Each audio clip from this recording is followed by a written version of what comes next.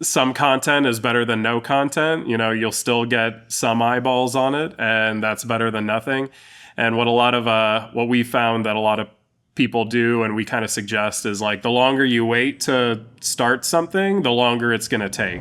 Hey, small business owners, welcome to Unleashing Video Marketing for Businesses, where we dive deep into the world of video marketing as top experts reveal their secrets and strategies to power up your growth. Ready to elevate your business? Then get set, camera speed, and action.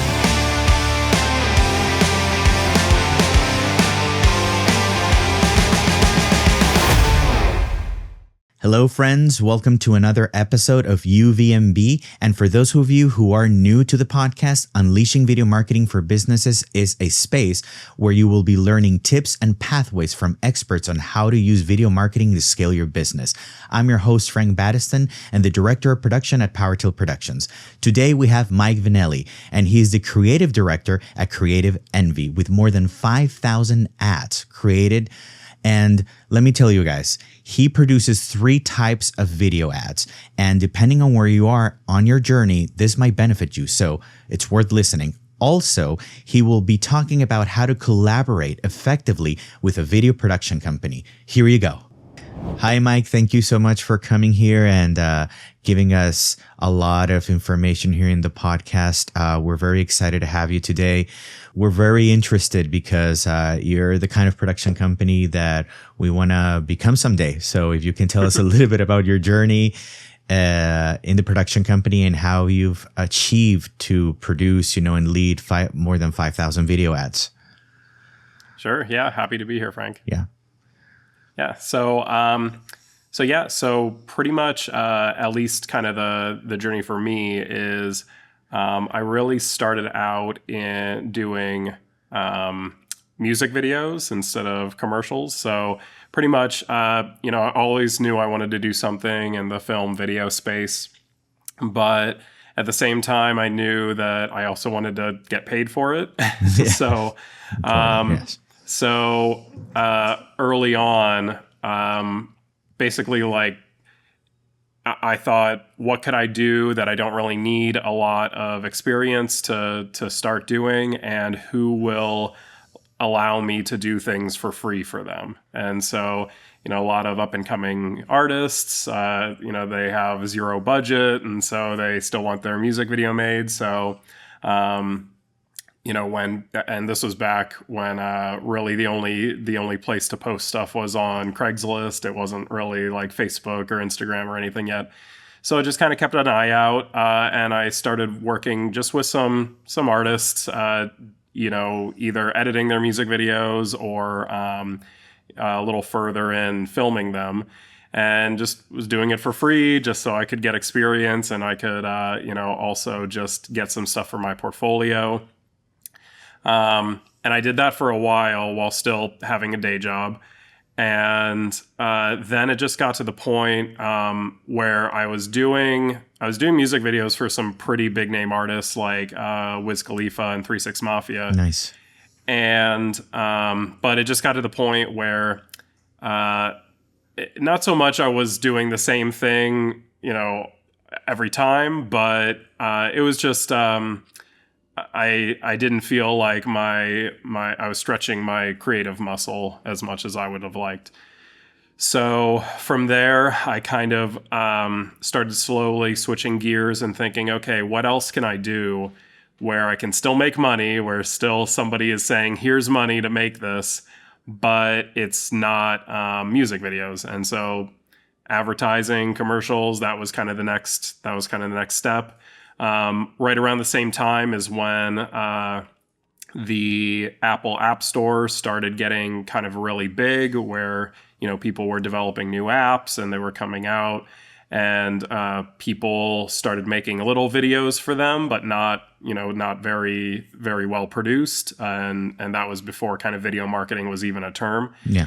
And so I just kind of I was finding apps that didn't have any media at all, and I was saying like, hey, would you like to get a free video? Because again, even though I had a lot of experience in music videos, didn't have any in commercials, didn't have anything in my portfolio. So I started doing app videos for apps on the App Store, and and then the more I did, the more experience I got with that, the more I got in my portfolio. I was able to start charging a little bit, and then start charging more and more, and then and then it was kind of just upward trajectory from there. Awesome, Mike. And I was seeing that at Envy Creative, you produce different kinds of videos. You produce UGC videos, you produce Amazon ads, and also pretty much TV commercials. And if you could explain a little bit what the difference is, what they are for, so that people here, that have small businesses understand just a little bit, so that they have a sense, what's the difference, what is it for, and in the end, how can it benefit them? Sure. Yeah. So we kind of do, like you said, we kind of have three main categories. We have our commercials, which are usually for either putting on TV or doing pre-roll YouTube ads. So whenever we say pre-roll YouTube ads, some people scratch their heads and they're not sure what pre-roll means. And we just say they're the ads that you have the option to skip past in front of YouTube videos. And they go, oh, got it. Exactly. So it's a lot of for TV, YouTube pre-roll, or just for their website. If they just want, as soon as somebody lands on their website, they see either a video already playing or a big play button, and that's what they want to do. It's usually between 30 seconds and 2 minutes on the long end. Obviously, we've done longer ones, but that's usually the range, and those are usually like the highest budget ones, just because a lot of production value goes into them, and it's full production. We do have our Amazon videos. Those are usually the most affordable for a lot of people, because a lot of drop shippers use them. A lot of businesses that are just launching a product that Amazon has said that product pages with videos do convert a lot better. And so it's usually just one of our actors talking about the product in a plain setting, and but it's really good for either if that's what you want on your Amazon page, or if that's kind of the starting point. And then a few years ago, we started doing UGC.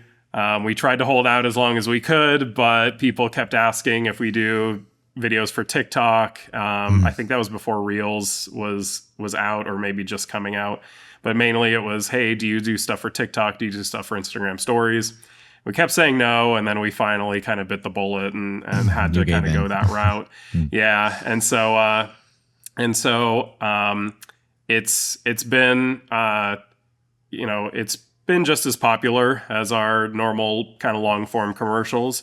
It's funny, based on when this is airing, there was that 12-hour TikTok shutdown, and ever since that happened, we've actually seen people more interested in the long form commercial videos than the TikTok ones, which we thought was kind of interesting. But yeah, we kind of help all niches, all industries, and we kind of have something for everybody that we try to do. That's really, really cool. And something that I really liked, because I'm an advocate for this, is that you guys are so good at creating comedic ads that have a punchline, and that I believe, at least in my perspective, they're more memorable. And that's what I tell, our own clients whenever we have the chance to do them. But do you think comedy has an improved, perception over the ad? Like, does it provide something different sometimes that, just a more dramatic or just very plain kind of content ad produces? Yeah. We tell our clients that it's really all about what what they want the feel of the brand to be. So if they're a little more serious, or if they're a little more playful, or things like that. So for instance, we just did like a campaign for this law firm, and they deal with injury law, and obviously they said like, no, we don't want any humor. This is a serious subject, and we have seen and we have done others for law firms that they do want humor, and it's really just based on what they want to show their brand as. And we've even like flopped back. So, we might do one for serious, and then they come back and they say, hey, can we try a humorous one? And sometimes it works better, sometimes it doesn't. We always prefer doing a comedic one, or at least a professional one that has some humor. So it doesn't have to be all funny. It just has to have just some, just maybe a little joke at the beginning, or maybe just just to let you like smile a couple times while watching it. We always prefer that. We like you said, we do think it is a little more memorable, but it's really just based on what they really want to, what feel they want to give off for their brand. And would you say that UGC videos are more prone? I mean, it's probably easier to not convince the brand, but actually have a plan for the content of UGC where it's more comedic rather than the TV commercials or, the Amazon ads? Sometimes. I mean, what we've actually been noticing lately within the past maybe 6 months to a year is that a lot of people or a lot of brands have been actually going away from the like UGC, like user generated content format. They still want vertical, but we tell our clients UGC, when you think about it, is, somebody like this, and they're talking to the camera, selfie style. And it's more like testimonial, I guess. And, it's not as creative. And, clients have just seen that, because on platforms like TikTok and Instagram, it seems like every third or fourth video is an ad or sponsored now. And so they kind of are overwhelmed with ads. And so, and because a lot of the UGC ones, they kind of look the same. A lot of clients have been kind of switching and saying, we still want vertical, but we want it more of an ad, like an advertisement. We want it to be creative. We don't want it just to be, somebody holding their camera. Because they're like, if we're gonna show an ad, we want it to be creative. We want it to be an ad, since people will know it's an ad anyway. We might as well not trick them into thinking it's a UGC, like somebody they follow or interested in. Yeah, I agree. As natural as possible, and just not, it's important for future customers to not feel that it's just an actor, that it's trying to, come through. And, and I think nowadays people can tell, but that was very interesting that you think the UGC videos are going down a little bit with the whole thing, with TikTok. And my next thing is, how do you plan for the content? I mean, there's so much content out there nowadays. It's so hard for everybody to, to see everything. So what would you say you tell brands, or you tell business owners, what, in terms of structure or in terms of content, so that it's noticeable and it attracts, or it's a little bit different, and people actually watch? So, we always ask first if they have any other videos that they like the look or the feel of, just so we're not, we can always start from zero. That's no big deal, but we never want to start from zero and then move forward, and then them saying, oh, this isn't really what we were feeling, because we wanted more of what these guys were doing. So we always ask them up front if there's any kind of sample videos from other ones that they've seen that they like the look and feel of, so that we can just go from there. Otherwise, we really kind of just ask, usually what's like one main feature or one main message that you want the viewer to take away from watching the video. So if they remember one thing, what do you want it to be? And then we also ask, who their who their perfect customer or their perfect user is. The demographic, what's their job, what's their age, so stuff like that. And usually, with those two things, as well as just some other details they might give us, usually we can give a pretty good idea of just suggesting, the different type of videos that usually resonate or convert better. Okay. And I mean, what's your approach to creating ads that not only look great, but also increase sales and visibility for the clients? Like, how do you balance that, in terms of, okay, yes, this needs to look on point, but at the same time, have that factor that is going to bring the client sales in the end, which is what matters. Sure. Yeah. Sometimes what we do is we just tell them that, especially if they're wanting like a longer video, we usually say that it's a good idea to make short versions of that so that they can kind of A/B test in their advertising to see which one works better. If they do want a long one, or if they even, do want just a series of short ones, but they like kind of one central concept or one central idea, we do always suggest that we do like different hooks at the beginning. So basically, like we do 4 videos for them, and all of them are 90% the same, but the opening one sentence or the opening scene is different on all of them, so that either they can use it for different audiences. So, one can be targeted towards, this person, and one can be towards that person. Or if they're really not sure, or if they're not that far enough in in their development of the brand, then they can use it to test to see what resonates, and with who. Okay. And, a lot of video production companies that are specialized in ads, I'm not sure if this is what you mean, they basically have that beginning, that middle, and that end, in the ad. Is that what you're talking about when you mention A/B testing? Is it something where one of those changes depending on what and who you want to target? Yeah, like we mainly for stuff like that, we mainly focus on the beginning, because within the first 5 seconds, that's when you have to get the person to keep watching. And like I said, we either do if they have different demographics or they want to test it with different demographics, we do the different openings based on that. So for instance, if they say, if they're in California, or if they're in Southern California, but they're not sure if they want to target the people in Los Angeles or Long Beach, then, we might do 2 different openings that say something about like Los Angeles, and then we might do another one that says something about Long Beach, and then they just kind of cast a wide net, but they test it with both. And then, their testing data can come back and say like, oh, it's actually, more people from Los Angeles are clicking on it than Long Beach. So that makes us kind of see that maybe that's where our client base would resonate better.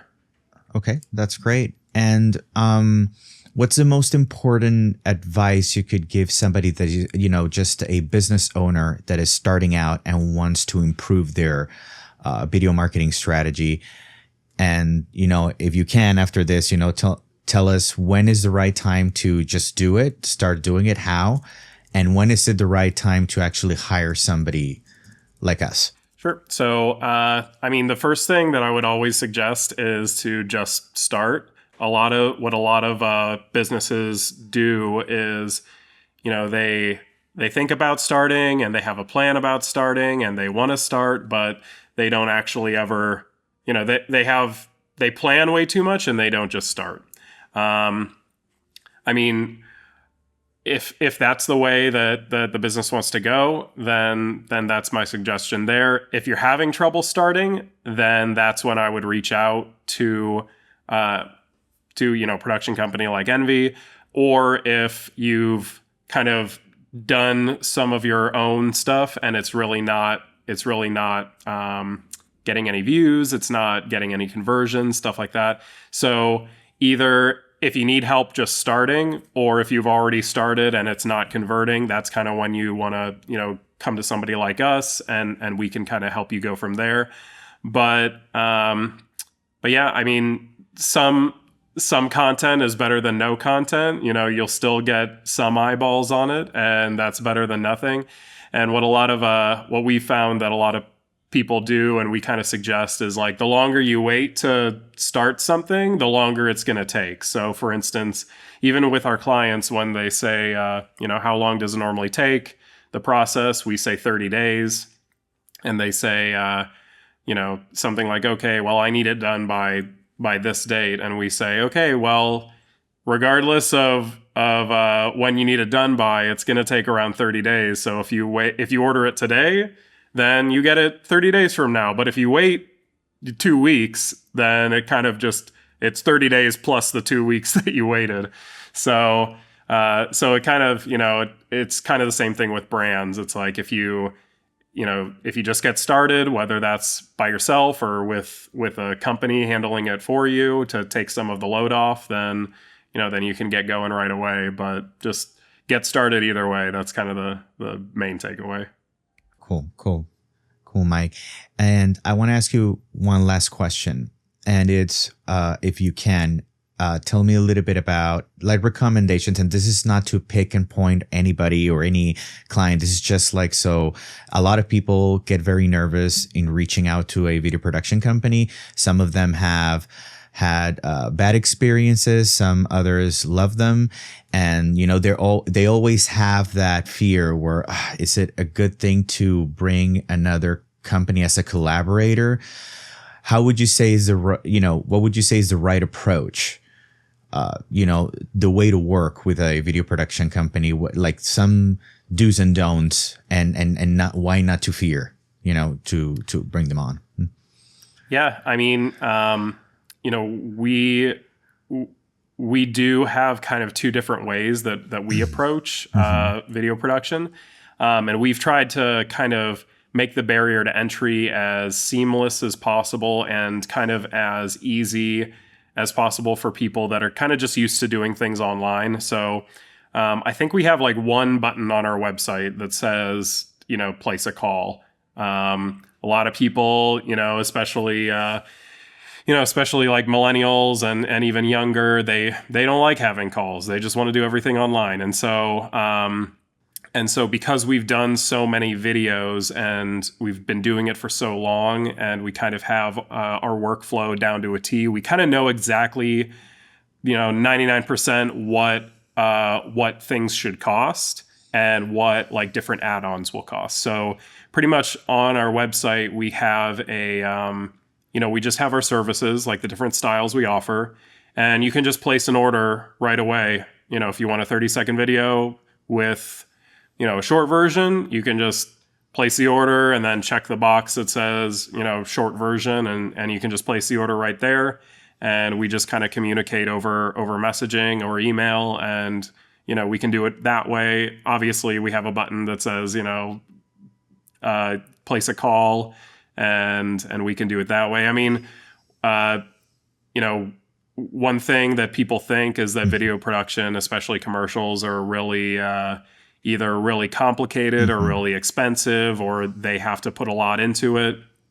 And we kind of tell clients that you know, we have budgets for all different size companies and all different projects.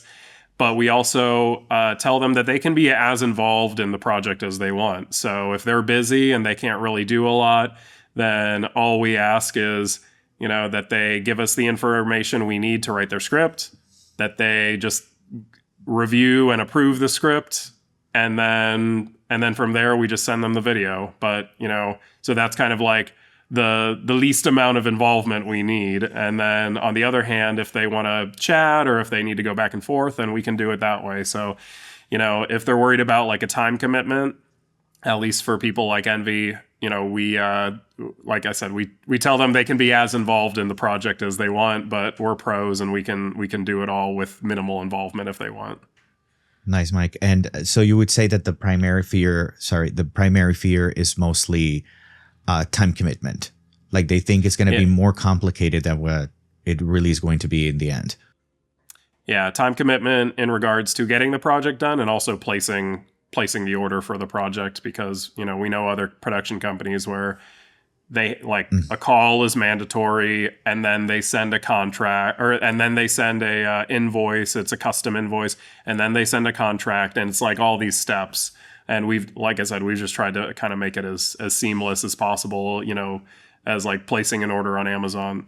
Yeah. And I guess that's why you create the packages, so that they have something to see, like a preliminary, just like when you go to the supermarket and it's like, well, I can get, I can get a package of 12 or 24, and it's more quantifiable, and you think like that's something that helps them process better. Yeah. Plus they can see the pricing up front, and they don't have to, they don't have to do a call and then do emails and then like do all this running around just to get pricing at the end that, doesn't work for them. Great, Mike. Mike, thank you so much. That was a lot of information to digest, not only for, I think, all the business owners here that are listening, but at the same time for us. It's something that we always like to do, bring different experts that have different views. This season, like I mentioned in another intro of the podcast, we're trying to focus more on video production companies. We've always focused in the last seasons more in video marketing directors and, social media managers. And this time we wanted to have more of a glimpse of the makers and the people that produce the videos. So thank you very much. You definitely gave us that view, and we hope to get you in the next time. Yeah. Thanks for having me, Frank. And that's it, everybody. That was Mike Vannelli from Envy Creative. If you want to know more about him, just check on the show notes. His links are below. And what a better way to wrap up the conversation than to remember that communication is the best aspect you can have when collaborating with a video production company. Don't be afraid. Just tell them, how much do you want to be part of that creative conversation or not? What's your budget? What's your timeline? It's the best way to be in sync with your purpose in the brand or the company that you're running. Also, don't forget to subscribe, follow, share, like, so that we can bring you even more valuable experts in the next episodes. See you in the next time.